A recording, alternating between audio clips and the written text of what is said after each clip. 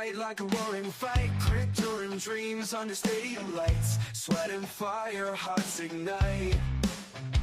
Evening sports buffet, with the Ginch replay. Highlights, wild scores collide, it's the riot live tonight. Welcome, ladies and gentlemen. Happy fucking New Year. January 5th. A little while since I've done the show. Welcome to the first edition of the 2026 version of Alien Sports 13. I am Chris Ginch. Thanks for the quartet there. A lot of action. NFL playoffs are set. NHL and NBA. We're into January already. We're 3 months in. The Winter Olympics are coming up in February, so there'll be a break for ice hockey. But, again, Happy New Year. I am on my Verizon pad because my laptop, anybody that watches this show knows that technology has a way of shoving the red hot poker up my ass. This is the second laptop I've been through in the last 3 years. And it's the same issue. I don't know what I'm doing wrong. I'm not doing anything wrong. The only thing I use my laptop for is to do said podcast, check my email, watch sports. That's it. But anybody that knows me, the red hot poker has been shoved up my ass again when it comes to technology. So I had to resort to my phone. So look, let's go over the NFL scores from yesterday. I'm just going to go over the ones that mattered. The other ones, who gives a shit? It doesn't matter. On Saturday, the Buccaneers beat the Panthers 16-14. So the Buccaneers were scoreboard watching. We obviously know what happened yesterday. Both of them were scoreboard watching yesterday, both the Buccaneers and the Panthers. Game was kind of sloppy. It was kind of a boring game. But Buccaneers won. Therefore, hence, they had the scoreboard watch for Sunday. Dave Wallencheck. Dynamite Dave, I call him. What's up, buddy? He was at the Pittsburgh game last night. Now, I stayed up for so long. And then I fell asleep. Shame on me. I just couldn't stay up anymore. I'm battling a cold, whatever this is going around. I don't know what it is, but, God bless you. I started getting sick on New Year's Day. Go figure. Way to ring in the new year. And then Friday I got up and I felt like hell. Went to work, came home, and then Friday night I felt like shit, like bad. And then Saturday I felt like shit. So I'm still battling. I feel better, not 100%. But the other game on Saturday was the Seahawks and the 49ers. I thought the 49ers would win this game. The Seahawks are no joke. That defense is no joke. 49ers it was a lackluster performance. Seattle didn't do anything great offensively, but they did enough to win. I'm still waiting for Sam Darnold to cave. I don't know if that'll happen, but we'll see. So the Seahawks get the number 1 seed with the win. I think the 49ers are the 6th seed, I believe. I'll just go over some of the other scores. Sunday, Giants beat the Cowboys 34-17. Of course, Jerry Jones, the clown.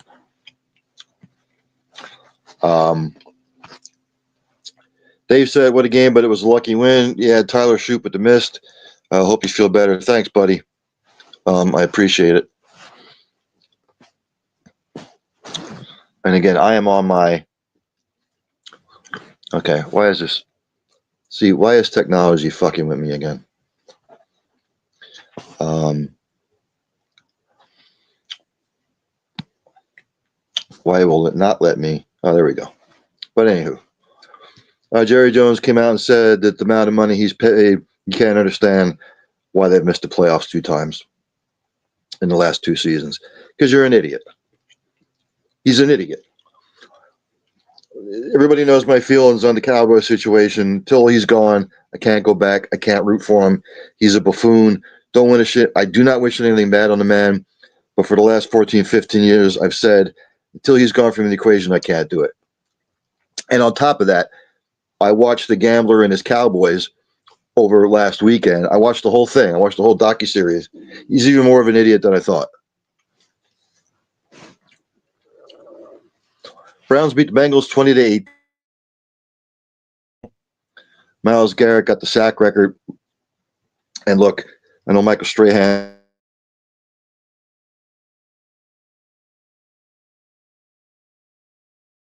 Hopefully it'll also come back up. There we go. Michael Strahan said he did it in 16 games, and the other guys did it in 16 games. Some of the other guys. If you want to say Mark Gastineau and the other guys, that's the sack record for 16 games. This is the sack record for 17 games. Whatever. Vikings beat the Packers 16-3. Little redemption for the Vikes. Packers it meant nothing to them. They were locked into the 7. I guess I'll just go through all the scores. The Raiders beat my Chiefs 14-12, abysmal season. The Patriots beat the shit out of the Dolphins 38-10. They sewed up the 2 seed. Texas fended off the Colts 38-30. Texans, I believe, are the 5 seed. Yes. And of course, the Falcons beat the Saints 19-17. With the Falcons win, the Panthers clinched the division with an 8-9 record. So they get the 4 seed. The Panthers do. Hosting the Rams. Good luck with that, by the way. Jags beat the shit out of the Titans 41-7. They locked up the 3 seed. I believe the Patriots are the 2 seed,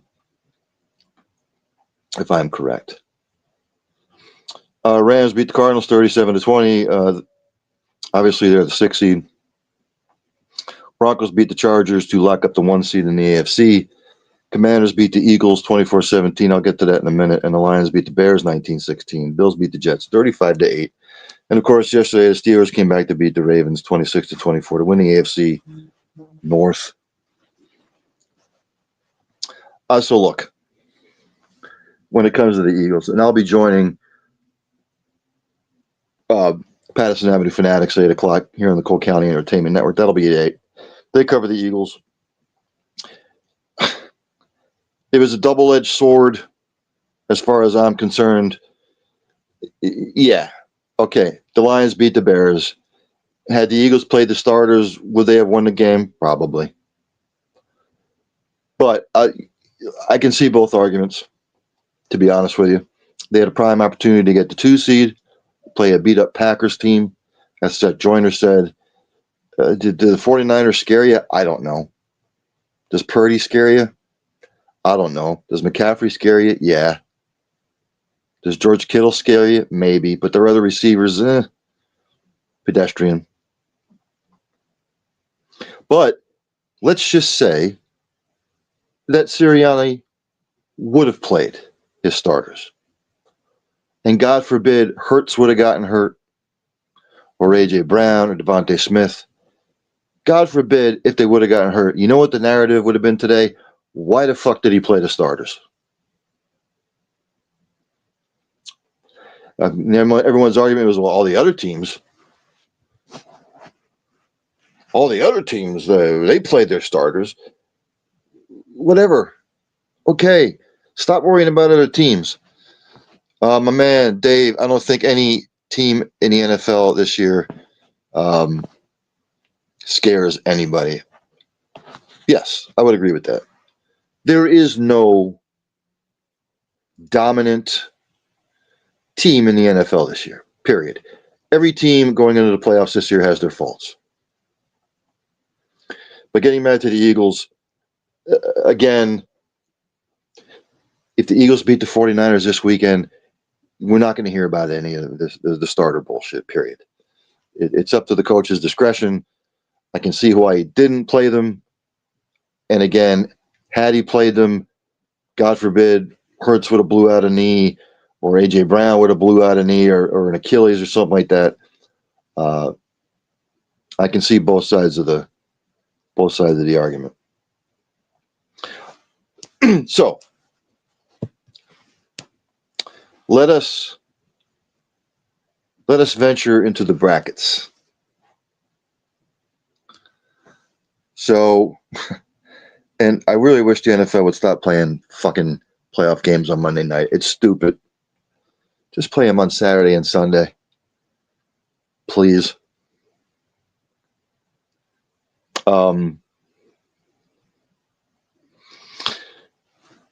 So January 12th, which is a Monday. Let me go to the 10th. The Panthers are at the Rams. Bears are at the Packers. The Panthers-Rams game, again, I think the Rams, but again, they've been kind of squirrely the last month and a half. Anything is possible. But the Rams are at the Panthers. I fully expect the Rams to win that and move on. And then the Bears-Packers game, for me, is a toss-up. Who for Green Bay is going to start? Number one. Number two, no Micah Parsons playing defense. The Bears didn't look all that great against the Lions, even though they battled back. That's what you like to see, the fight. They split in the regular season. This will be the third time they're playing in, 4 weeks? Bears are at home. It's a toss-up. I'm not going to make any picks. I'm just going to say Rams, Panthers. I expect the Rams to win.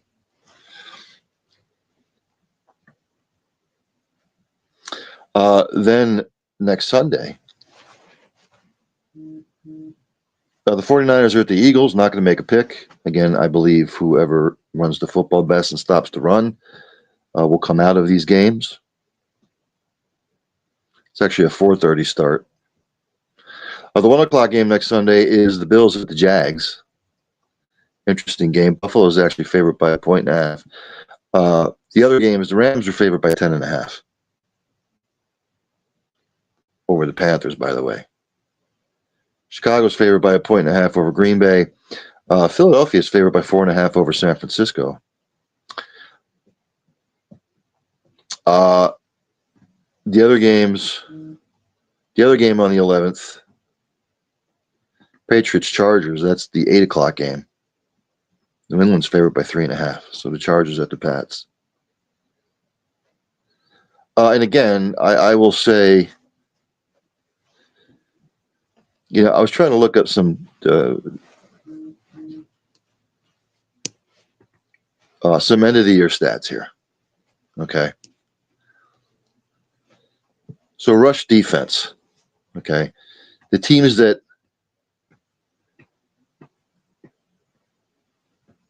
don't give up the most yards rushing, that stop the run the best. Jacksonville, Denver, Seattle, Houston, New England, Chargers are in there. San Francisco's in there. The Rams are in there. 8 out of the 14 teams are great against the run.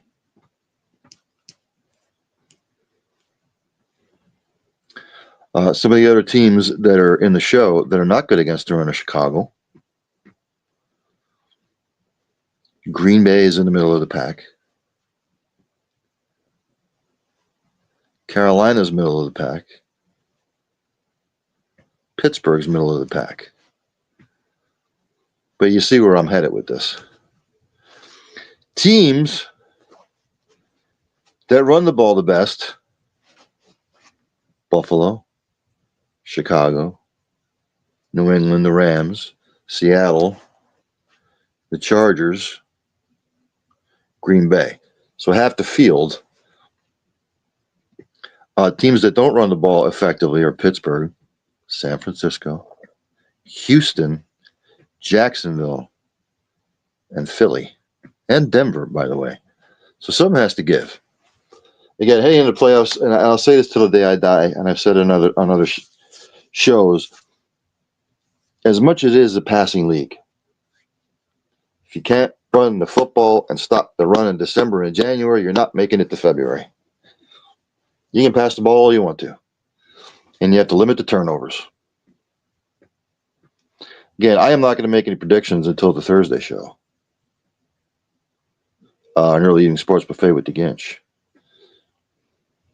I'm just not going to do it. I'm not going to go there just yet. Need to study more. Need to look at stats. I need to look at overall statistics. If you want to look at total defense, Denver's 1, Houston's 2, Chargers are 5th, Seattle 6th, Buffalo 7th, New England's 8th, Jacksonville's 11th, Green Bay's 12th, Philly's 13th. So again, I will say, if you can stop the run, and you can run the football, and you don't turn the goddamn football over, you're going to win games. NFL news, ladies and gentlemen, Black Monday, hence why I'm wearing black.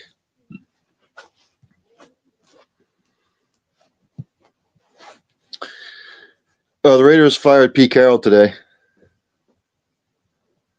GM John Spytek, he remains.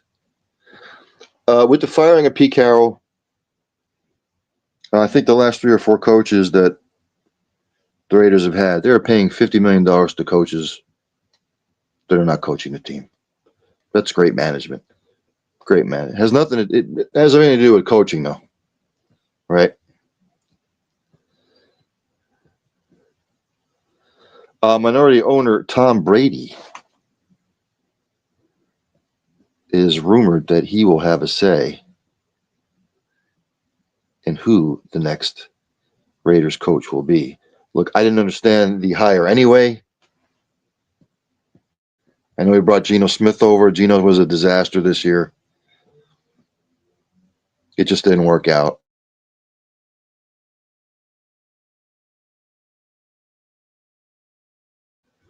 And, of course, technology. So, look, the Raiders have been in purgatory the last, I don't know, out of the last 20-some-odd years since they made the Super Bowl, they're not good. It's not a great run organization. And it starts at the top with Mark Davis. Maybe if he didn't focus on his really, really, really young girlfriend, maybe things would change. I don't know. Cardinals fired head coach Jonathan Gannon. He was 15-36 in 3 seasons. The whole Kyler Murray situation didn't help. Injuries galore for Arizona. It just never materialized. Cardinals fans, I feel for you. They were 4-13 in 2023. They were 8-9 last year. And it says here, Cardinals general manager Monty Osenfort will spearhead the search for a new head coach. Again, the Cardinals organization is another organization that's right now run poorly. What else?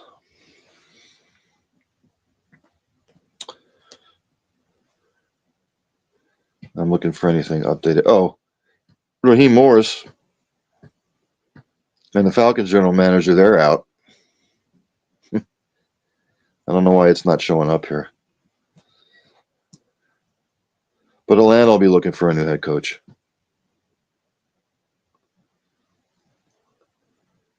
Again, be careful for what you wish for.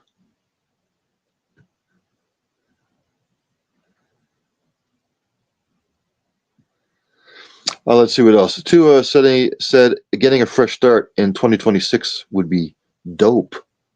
For those of you who don't know what dope means, that would be like fresh, as the kids used to say. As we used to say way back in the day. He's not going to be with the Dolphins next year, obviously. Mike McDaniel said he's to be part of the Finns GM search process. Good luck with that.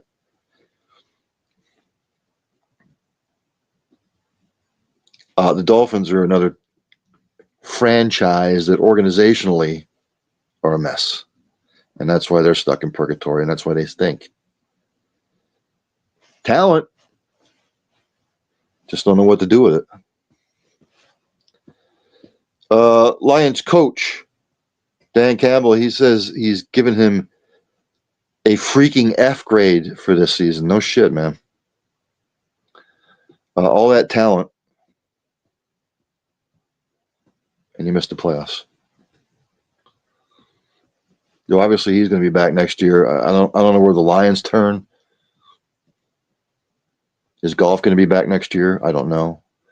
Some of these quarterbacks, some of the organizations are going to have to make some hard decisions in the offseason. Tua is going to be gone in Miami. Obviously, does Aaron Rodgers come back?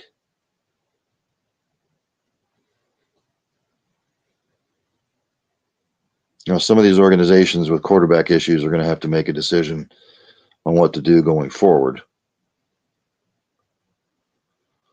So we'll see. But that is everything NFL. Some of the major storylines.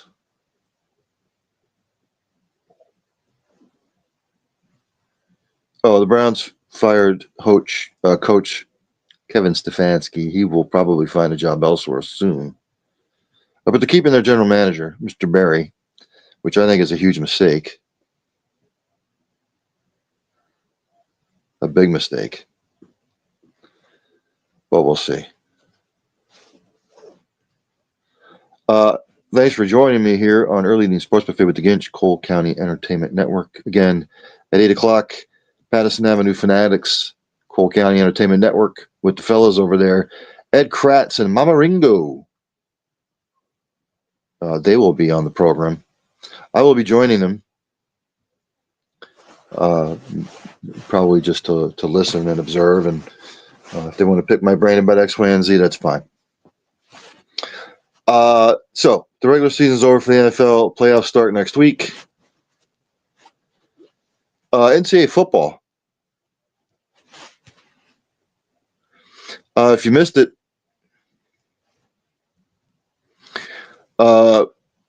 excuse me, the Rose Bowl, if you watched it, number 1 overall seed beat number 9 overall Alabama, beat the shit out of them 38-3. And look, Alabama fans, look, I don't care who's the coach at Alabama. Who would have followed Saban? Whoever follows DeBoer after this. Those days are gone. You're spoiled with Saban.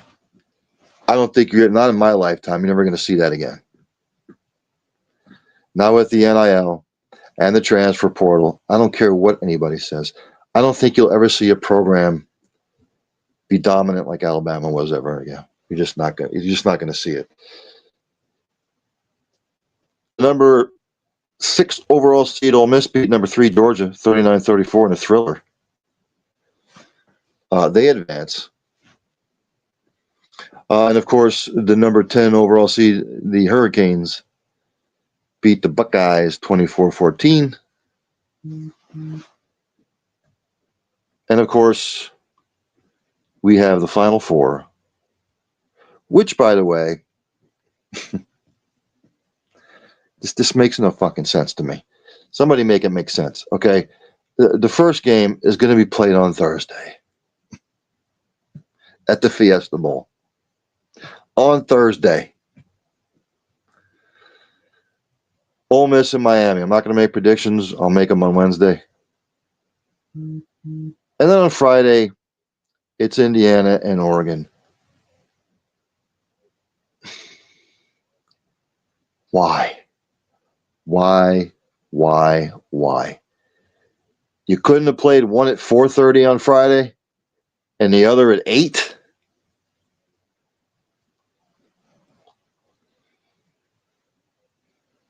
It just aggravates me to the tilt when it comes to college football sometimes. That the stupidity that is the college football playoff and the college football playoff committee and the NCAA, it's so fucking stupid. The way it's run. It's beyond asinine. And as a college football fan, anybody that knows me, it's my passion. I love it. Even though we're the NIL age and the transfer portal and whatnot, the rivalries, the pageantry of it makes you feel like you're young again. You know what I mean? They've just taken a once fantastic product and thrown out a clump of shit. It's like molding it with clay, getting it to perfection, and then all of a sudden, to the clay in the pot, you're adding dung. And eventually, you add so much shit and dung that it overtakes the clay.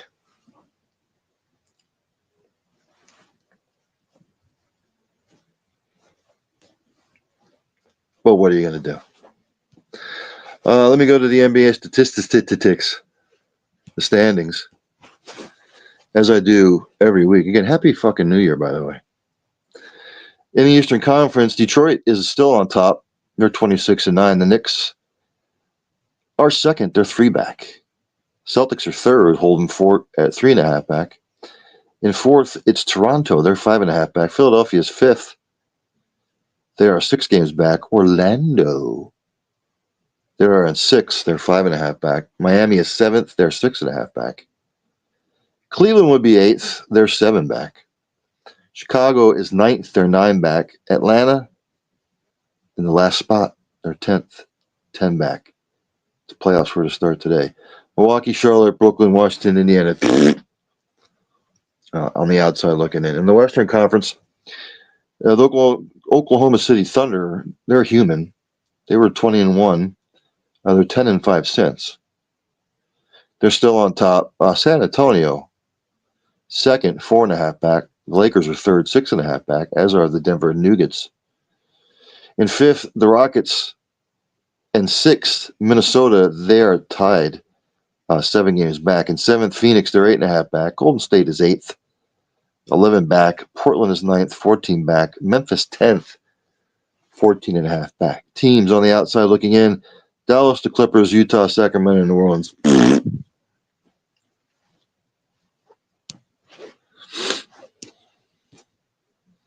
On the slate tonight, in the first, the Pistons over the Knicks 20-16. 7:30, Bulls, Celtics, Hawks, Raptors. At 8 o'clock, Suns, Rockets. 8 o'clock, Hornets, Thunder. And at 8:30, Nuggets and the 76ers. 10 o'clock, Warriors, Clippers. 10 o'clock, Jazz, Trailblazers.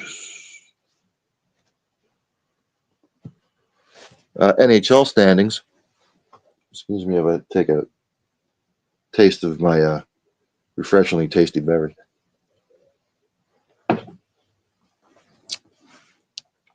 In the Eastern Conference, Tampa Bay and the Atlantic sits on top, 53 points. Montreal and Detroit are tied for second with 52 points apiece. They're a point back. Florida's fourth, 47 points. They are 6 back. Buffalo and Boston tied for fifth, 46 points. They are 7 back. Ottawa seventh, 45 points, 8 back. Toronto, they are in last with 45 points. They're 8 back. Only 8 back, though. In the Metropolitan, the Carolina Hurricanes are on top, 53 points. New York Islanders are second, 50 points. They're 3 back. The Flyers, ladies and gentlemen, for all you Flyer fans, this is a welcome sight. They're third. They're 49 points. They're only 4 back. Pittsburgh's fourth, 49 points, 4 back. The Washington Capitals are fifth, 48 points. They're 5 back. The Devils, sixth, 46 points, 7 back. The Rangers are seventh, 8 points back at 45. And the Columbus Blue Jackets, 43 points. They're 10 back. They're in last place. Out there in the Western Conference, in the Central, Colorado running away with the division right now. They're at 69 points. Dallas is second with 58 points. as are the Minnesota. Uh, why am I drawing a blank? Why am I thinking Timberwolves? Minnesota. They're in third, but they have 58 points. They are 11 back. Nashville and St. Louis tied for fourth, 42 points. They're 27 back. Minnesota Wild. I'm sorry. Utah seventh, along with Chicago. My Blackhawks, 28 points back. Winnipeg, yeah, yeah. They're in last. They're 34 points right now. They're 35 points out of first. In the Pacific, very, very, very tight. Vancouver and Edmonton are right now at the top with 46 points. Anaheim in third, 45 points a point back. As are the Kings and the Sharks, 3 points back at 43. The Calgary Flames, seventh, 40 points, 6 back. Vancouver Canucks, 37 points, but only 9 back.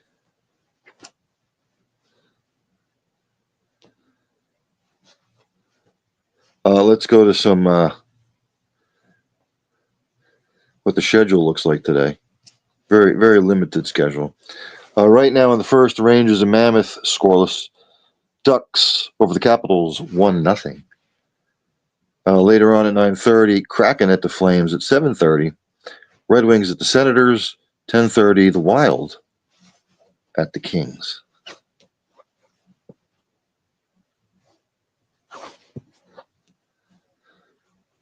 NCAA men's basketball. I will go through the rankings. I'll use the AP this week. 25th is UCF. They're 12-1. SMU is 24th. They're 12-2. Virginia is 23rd, 12-2. Kansas 22nd, 10-4. Tennessee 21st, 10-4. Louisville 20th. They are 11-3. Iowa's 19th, 12-2. Georgia's 18th, 13-1.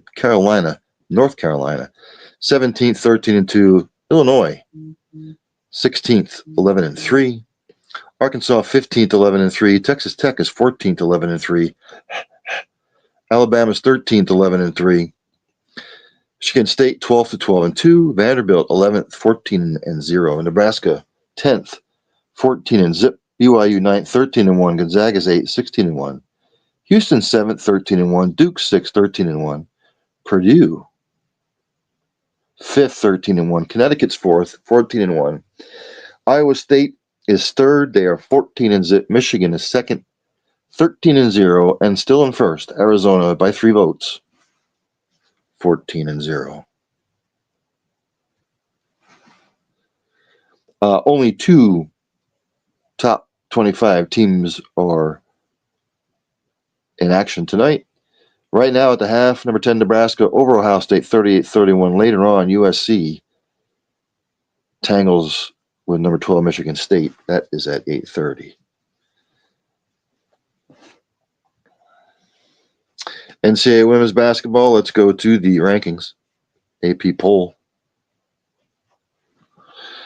25th is Nebraska. They're 13-2. Princeton is 24th, 13-1. Washington is 23rd, 12-2.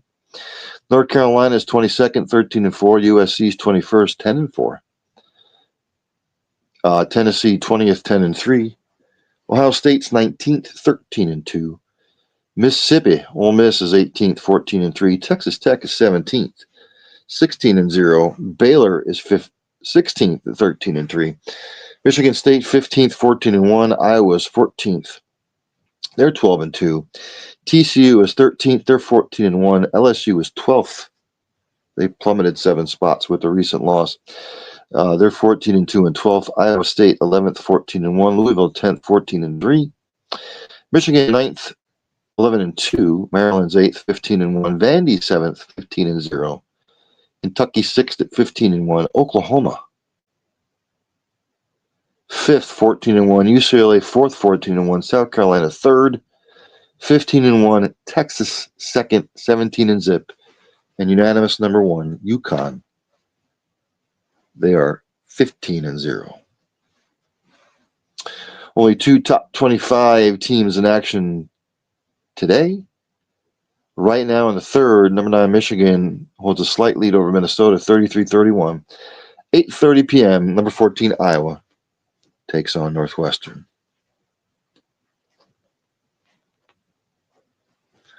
English Premier League.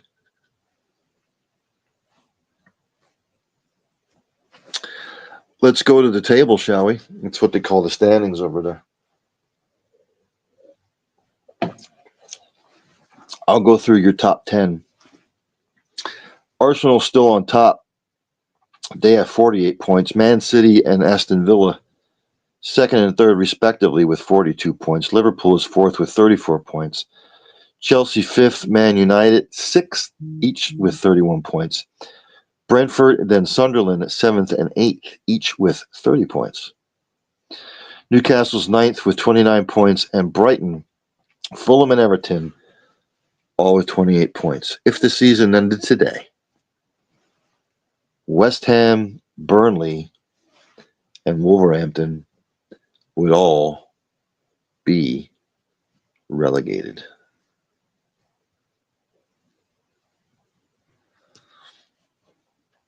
Let me go to the schedule from this past weekend. On Thursday, New Year's Day, Palace and Fulham 1-1 draw. Liverpool Leeds 0-0 draw. Brentford Spurs 0-0 draw. Sunderland Man City 0-0 draw. A lot of action. On Saturday, Arsenal beat Bournemouth 3-2. Aston Villa beat Nottingham Forest 3-1. Brighton beat Burnley 2-0. And Wolves beat West Ham 3-0. Sunday, a big slate. Leeds and Man United 1-1 draw. Brentford over Everton 4-2. Newcastle beat Crystal Palace 2-0. Spurs and Sunderland 1-1 draw. Fulham and Liverpool 2-2 draw. Man City and Chelsea 1-1 draw. This week's action. Tomorrow, West Ham will host Nottingham Forest. Wednesday, there's a good slate. Bournemouth hosts Tottenham. Brentford hosts Sunderland. Crystal Palace hosts Aston Villa. Everton hosts Wolves. Fulham hosts Chelsea. Man City will host Brighton. Burnley will host Man United. Newcastle will host Leeds. A slew of action. Thursday, a big one. Arsenal will host Liverpool. And I'll say this weekend's action for later on.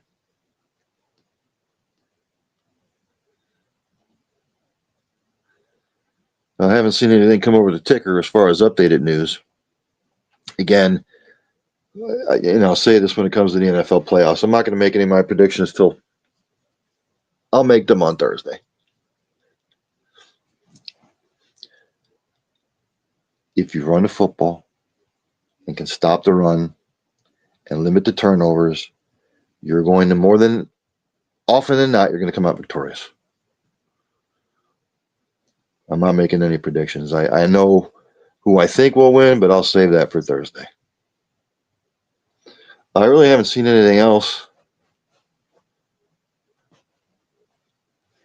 Again, the Olympics are coming up. We're 7 weeks away from Daytona, the Daytona 500.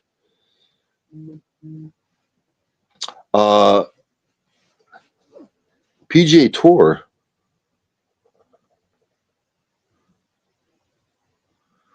They should be starting the Hawaii swing soon.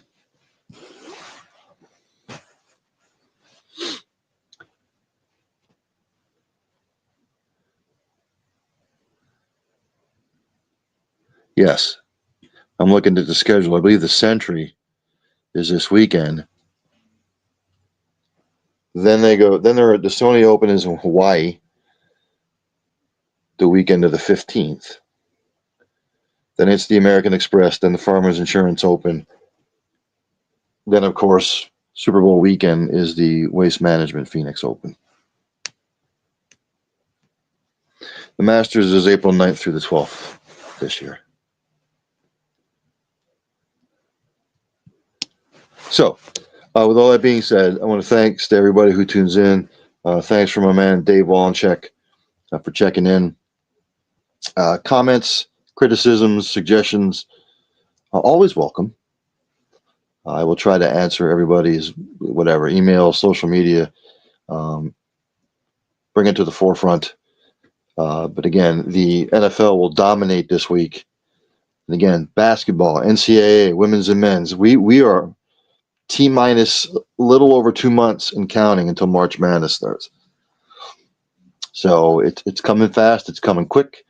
You got the Daytona, and look, a month from now, Major League Baseball players will be reporting. We'll start getting into that full swing. So NFL, college starting to wind down. That's when everything else starts to ratchet up. So again, Patterson Avenue Fanatics, 8 o'clock here on the Cole County Entertainment Network. The guys over there, I'll be joining them. Again, Mama Ringo will be joining, and Ed Kratz will be going over what happened with the Eagles yesterday, much to my pleasure.